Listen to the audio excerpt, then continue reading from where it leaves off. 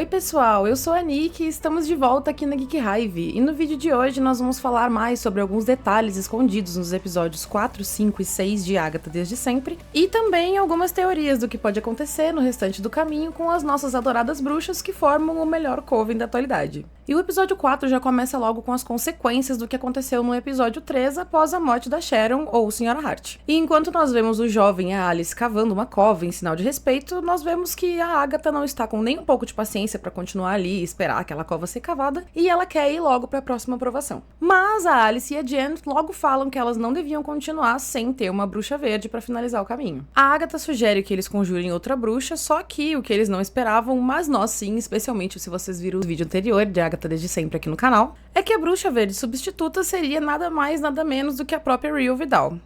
A alguma coisa da Agatha. Ela chega falando que ouviu que elas estavam dando uma festa, que por sinal foi exatamente o motivo que convenceu a Sharon, a Sra. Hart, a ir até o caminho com a Agatha, já que a Agatha convidou ela pra ir pra uma festa. E quando as outras bruxas perguntam se ela é uma bruxa verde, a Riel fala que ela não é uma bruxa verde, e sim a bruxa verde. Eventualmente elas chegam na próxima casa, que é a próxima aprovação, e fica bem óbvio que a Alice não quer entrar. Mas o caminho só tem um, pra frente que se anda, foguete não dá ré, e elas precisam seguir para a próxima casa, independente da vontade da Alice. Chegando lá, elas descobrem que tem uma lua crescente na porta cercada pelas demais fases da lua, simbolizando então que cada provação é representada por uma fase da lua. Elas entram na provação e já estão com outras roupas, e notem que a cada provação elas continuam mantendo em si, em algum local do corpo, os seus broches e colares, que são como os itens pessoais de cada uma das bruxas. Assim como o jovem continua com o livrinho dele guardado em algum lugar sempre que entra numa nova provação. Eles começam a procurar na casa alguma pista do que possa ser essa provação, e enquanto isso a Jen encontra algumas máscaras na parede,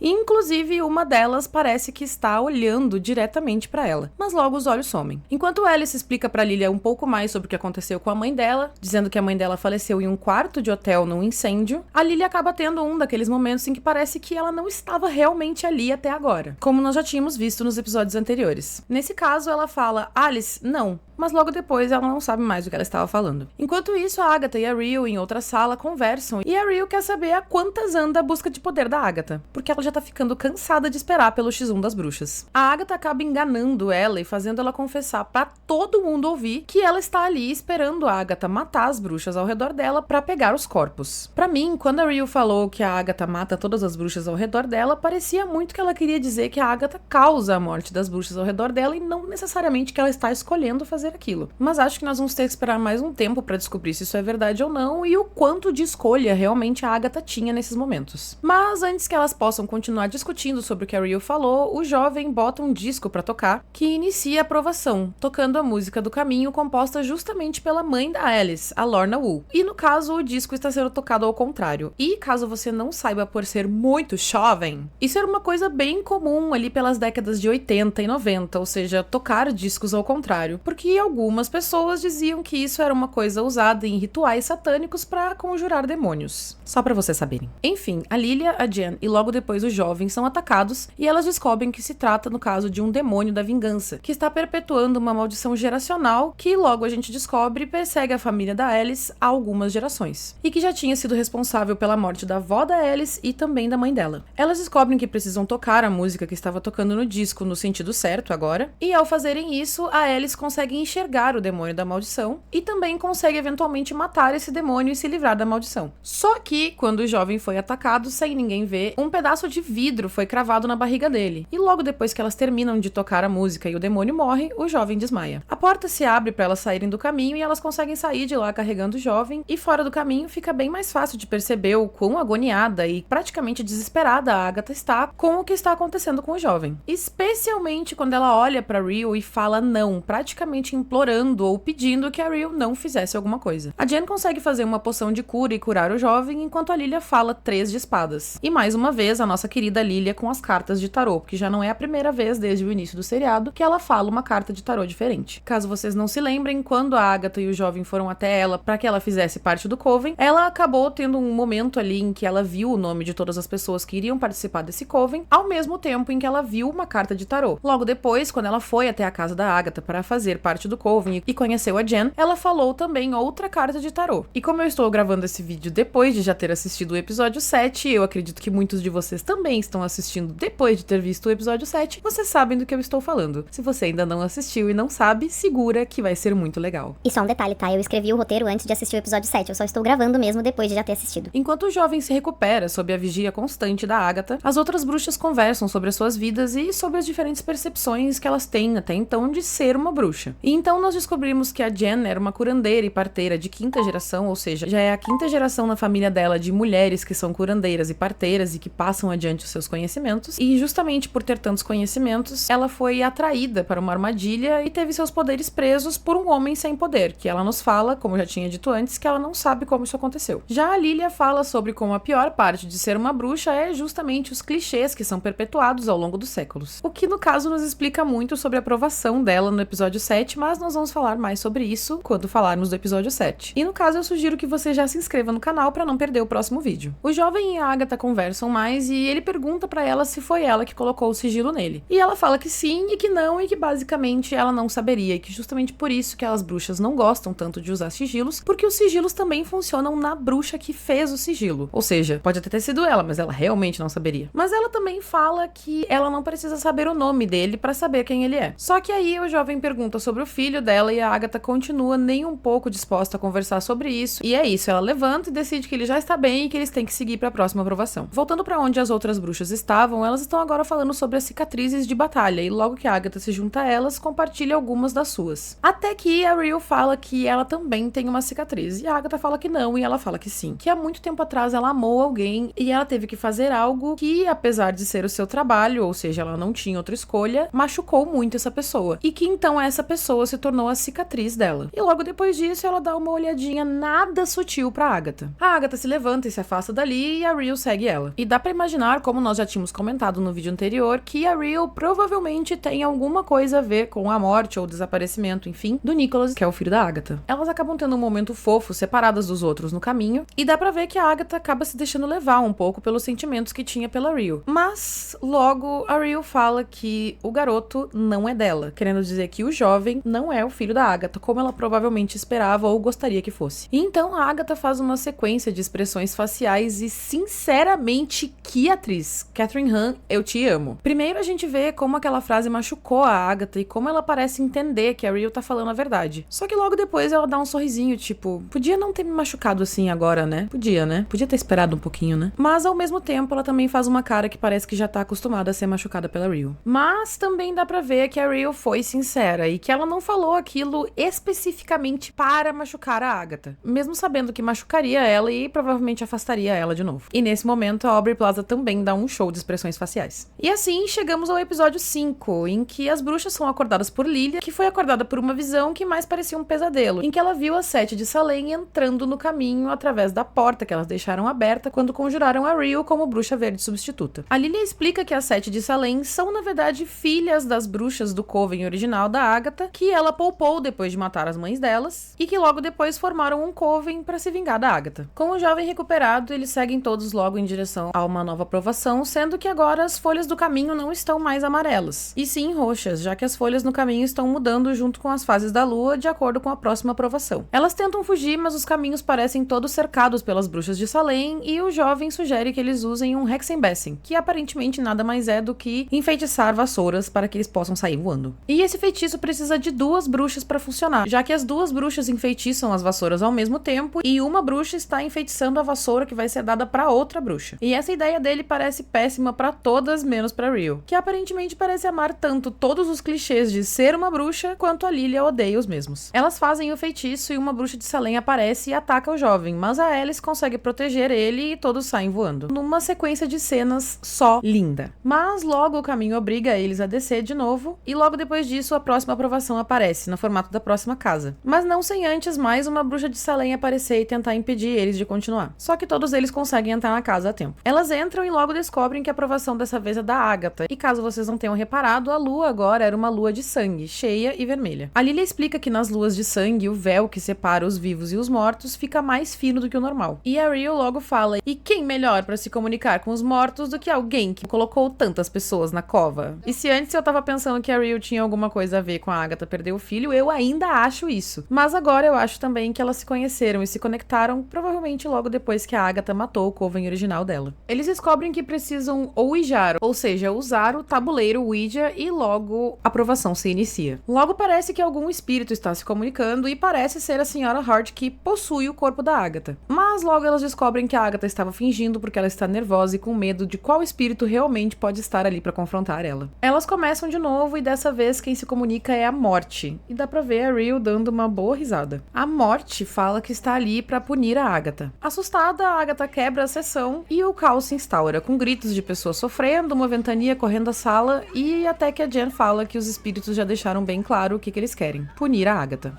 E como mágica, após ela falar isso, tudo se silencia. E enquanto todas elas sugerem formas diferentes de punir a Agatha, com a Reel literalmente sugerindo matar a Pob, só o jovem continua defendendo ela. Só que a Agatha some, as luzes apagam e quando elas conseguem algumas fontes de luz de novo, elas enxergam a Agatha pendurada no teto numa cena que podia ter saído praticamente do Exorcista. Até porque a Agatha tá literalmente possuída. A Lilia consegue acender as luzes e todos agora conseguem enxergar o fantasma da mãe da Agatha, Evanora Harkness, que era quem estava possuindo o corpo dela antes. Ela fala que pra punir a Agatha eles devem deixar ela ali naquela provação presa e seguir o caminho sem ela. Só que a Reel se recusa a deixar a Agatha, lá presa com a mãe dela. A Agatha pergunta por que a mãe dela odiava tanto ela e ela responde só que a Agatha já nasceu má e que ela devia ter matado ela logo que ela nasceu. A Jenny insiste que eles têm que deixar a Agatha pra trás, mas a mãe da Agatha possui o corpo dela novamente e a Alice tenta proteger ela, causando uma liberação de poder. E até funciona e ela consegue tirar o fantasma da mãe da Agatha do corpo dela, só que logo que a Agatha toma o controle do corpo de novo, ela começa a roubar o poder da Alice. E o jovem começa a pedir pra Agatha parar. Ela não escuta e ele logo percebe que o tabuleiro de Ouija continua se mexendo. E logo ele descobre que o espírito que estava ali tentando se comunicar com a Agatha era na verdade do Nicholas Scratch. E quando ele fala o nome do Nicholas Scratch, a Agatha vira e presta atenção nele e para de sugar o poder da Alice. Mas aí a gente fica pensando, parou de sugar o poder da Alice ou sugou até ela morrer? Porque, como vocês vão perceber logo depois, a Alice foi dessa pra uma melhor. Mas assim que a Agatha presta atenção nele, a gente escuta o Nicholas falando pra mãe dele parar de fazer o que ela tá fazendo. Aparentemente ele não aprova muito ela roubando o poder e matando as pessoas. E logo que a Agatha se dá conta que realmente é o filho dela falando com ela, a aprovação é cumprida e a porta se abre. No caso, porque eles tinham realmente muitas formas de punir a Agatha e não precisavam necessariamente deixar ela presa lá pra ser uma punição. A forma que o caminho estava oferecendo pra punir ela seria ela confrontar a realidade de que se o espírito do Nicholas estava se comunicando através do tabuleiro Ouija, ele realmente estava morto. E além disso, ele não parece estar muito feliz com o que ela vinha fazendo. E se ele está morto, provavelmente tem alguma coisa a ver com ela. Afinal de contas, ela sente culpa pela morte dele e a gente ainda não tem certeza do porquê. O jovem fica com raiva pela Alice e eventualmente parece que todos saem dali, mas a Agatha ainda não parece ter recuperado totalmente os seus poderes. Fora da provação, de volta no caminho, o jovem confronta a Agatha por ter matado a Alice e ela fala que não conseguiu evitar. Só que ele parece saber que ela tá mentindo. Mas além dele já estar com ódio, ele fica ainda mais quando a Jenny e a Lilia saem da provação e parecem não ter tido nenhum problema com a morte da Alice. Ele diz que se isso é ser uma bruxa, ele não quer fazer parte. E a Agatha pergunta, você tem certeza disso? Você está certo disso? Certa resposta.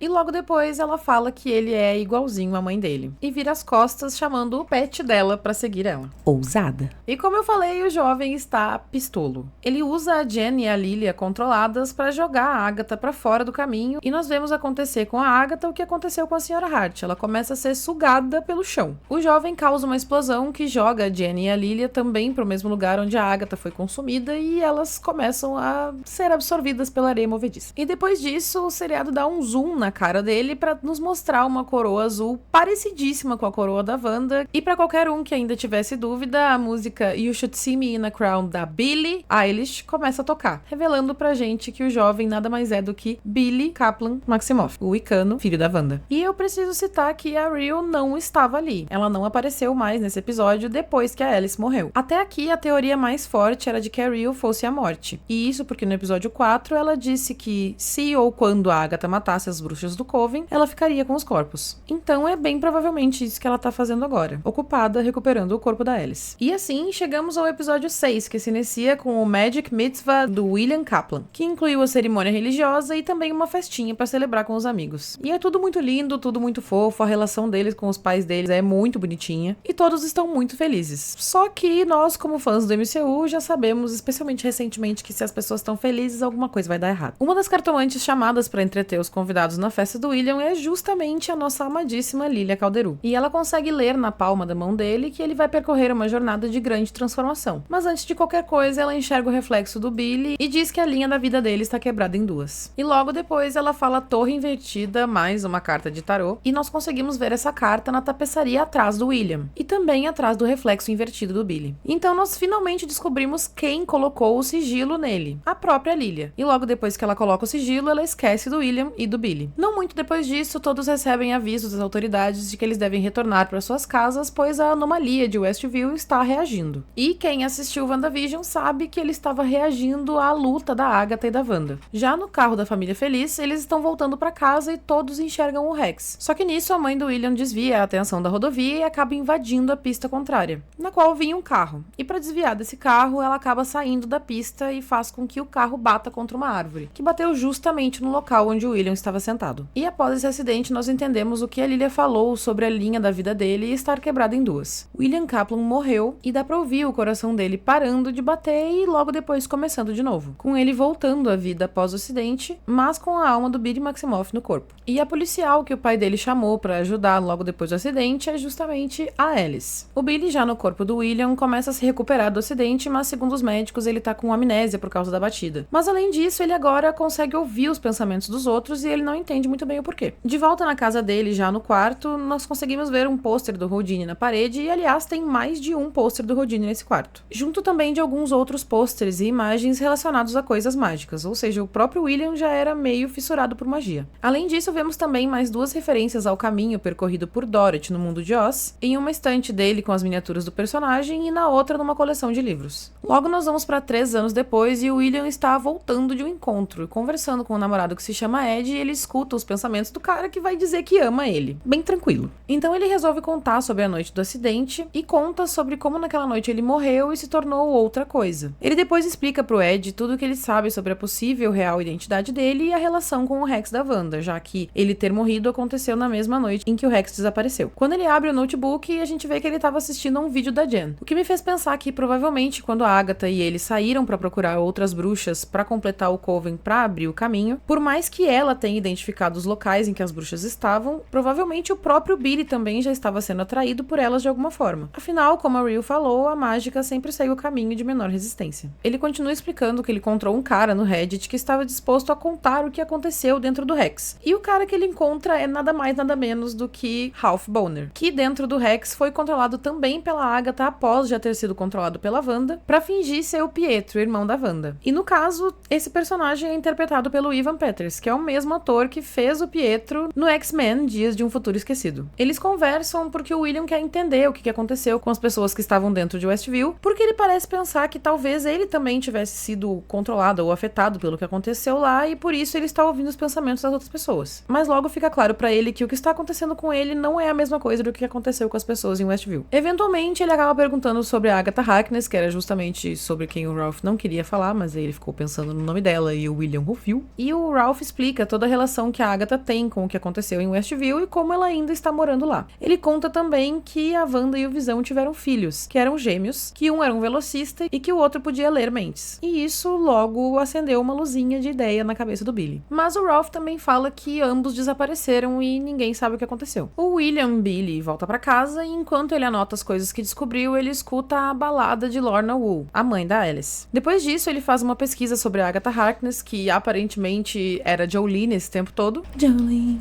Jolene, Jolene, Jolene.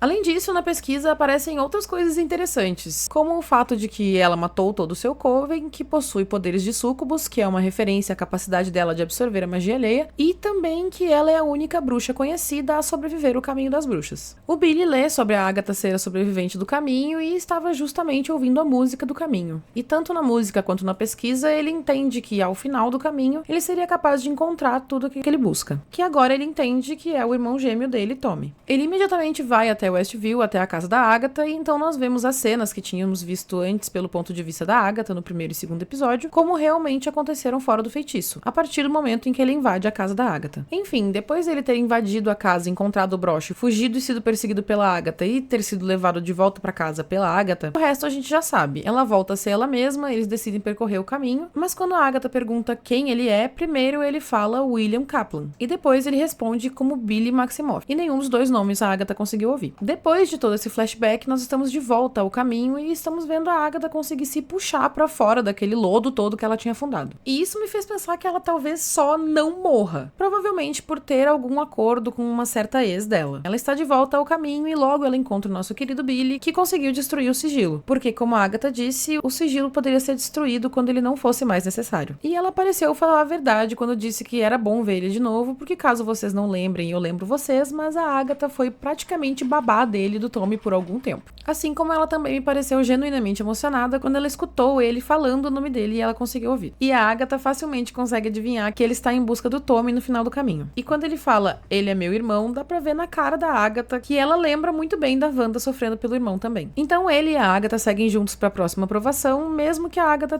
tenha ficado visualmente magoada com ele dizendo que nunca mais vai confiar nela. E só quando eu parei pra pensar sobre Elementes é que eu finalmente entendi por que tantas vezes ao longo do seriado até agora ele ficava fazendo perguntas que ela obviamente não ia responder, como querer saber várias vezes o que aconteceu com o Nicholas. Provavelmente ele esperava que, mesmo que ela não respondesse verbalmente, ela ia pensar na resposta e ele conseguiria entender. E assim, meus queridos amigos, chegamos ao fim do 6º episódio. E esse vídeo provavelmente vai ficar mais longo do que eu gostaria, mas eu achei esse episódio muito interessante e o 7º mais ainda, então eu queria fazer jus ao quão bom esse seriado está sendo, já que ele não prometeu quase nada e está entregando praticamente tudo. Mas eu quero saber de vocês, teve algum detalhe que vocês perceberam nesses episódios que eu não comentei nesse vídeo? Me fala nos comentários. E o de sempre, se você chegou até aqui, considere deixar uma curtida nesse vídeo e também se inscrever no canal para não perder os próximos vídeos. Afinal, nós temos mais um vídeo pela frente falando dos 3 últimos episódios do seriado Agatha Desde Sempre.